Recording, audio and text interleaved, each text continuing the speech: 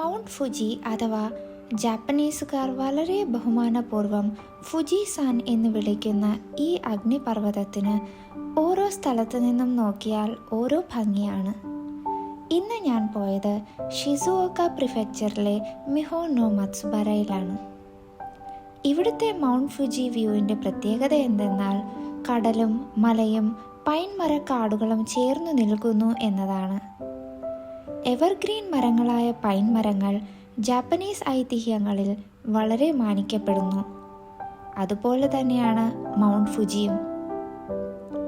ഈ പൈൻ മരക്കാട്ടിൻ്റെ ഒത്ത നടുവിലുള്ള ഒരു മരത്തിൽ പണ്ടൊരു ദേവത വന്നിറങ്ങുകയും ഒരു മീൻപിടുത്തക്കാരൻ അത് കാണുവാൻ ഇടയായി എന്നും ജാപ്പനീസുകാർ വിശ്വസിക്കുന്നു.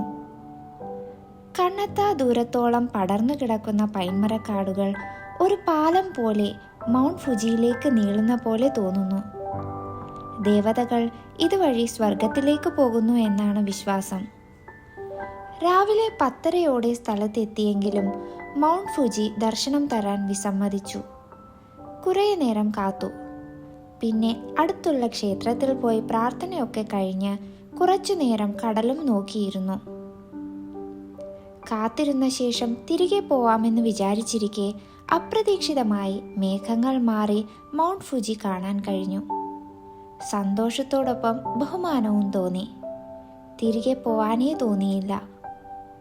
ഒരു ദിവസം മുഴുവൻ ഈ കടൽ തീരത്ത് ചിലവഴിച്ചു, മൗണ്ട് ഫുജിയുടെ മാസ്മരിക സൗന്ദര്യം നുകർന്നുകൊണ്ട്.